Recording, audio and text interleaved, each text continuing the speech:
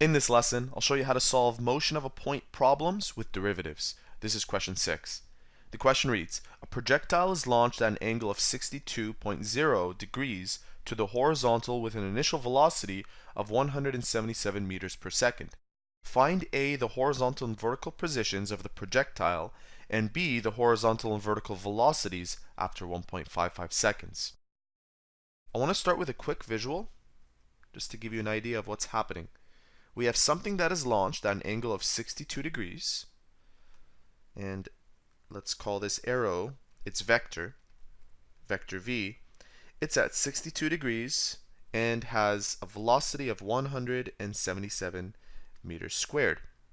What they want us to find in A are the horizontal and vertical positions of the projectile. And to find the position, what we need to do is first break this vector down into its components. Call this component X and we'll call this component Y. Once we break it down into its components, we can then use these two formulas to help us find the actual position of that projectile based on that velocity. Let me show you what I mean. To find this component, we'll need to use one of the trigonometric functions. And since this is the adjacent side relative to 62 degrees, and we have the hypotenuse, we will use cosine, because cosine relates adjacent and hypotenuse. So cosine theta is equal to our adjacent over our hypotenuse.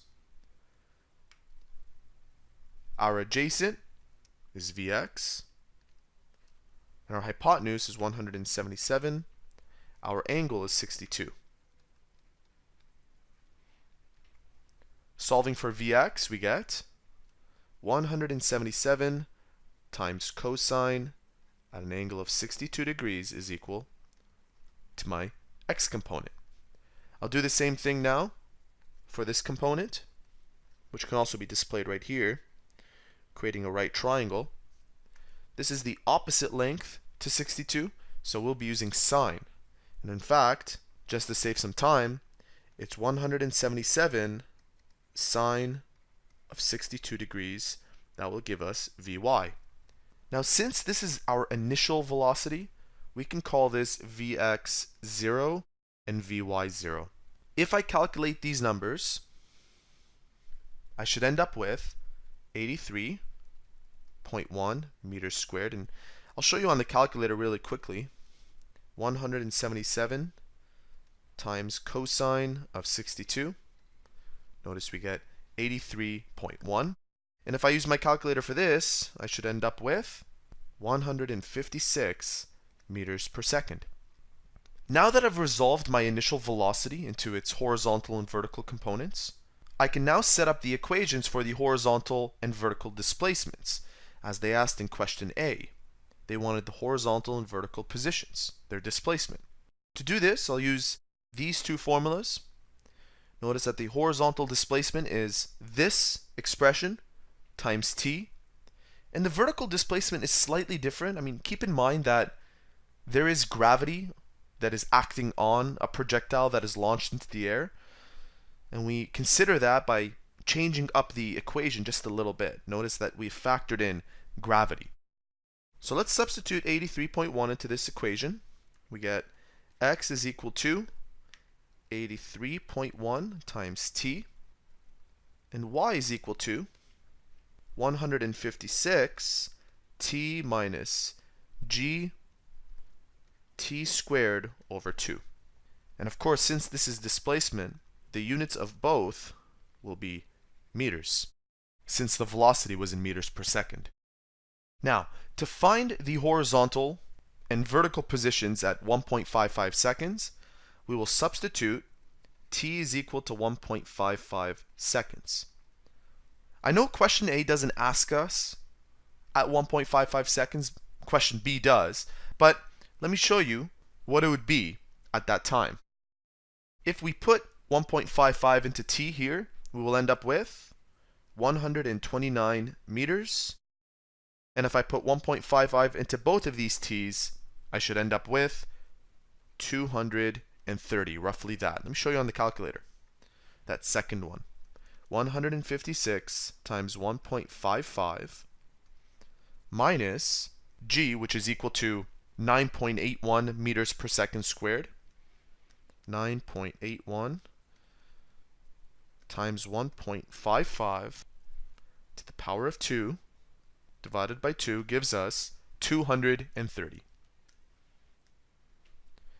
In question B, they ask us to find the horizontal and vertical velocities after 1.55 seconds. Now we know the equations for the horizontal displacement and the equations for the vertical displacement. What we have to do is take the derivative of both of these equations and then substitute 1.55 seconds into that. That will end up giving us the horizontal and vertical velocities. Now if you recall, this equation was x is equal to 83.1 t, and this equation was 156 t minus g t to the power of 2 over 2. I need to take the derivative of both of these equations. Now that I've made more room, I can do my work up here.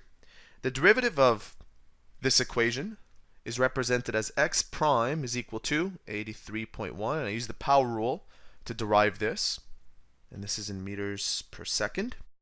And you would expect that, because if air resistance is neglected, which it is in this question, a projectile will move horizontally with constant velocity and will fall with constant acceleration, just like any other free-falling body.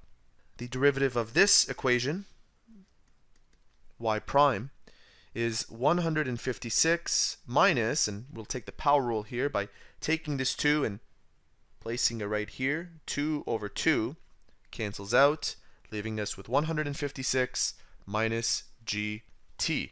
Substituting 155 into my t, I get 156 minus 9.81 times 1.55.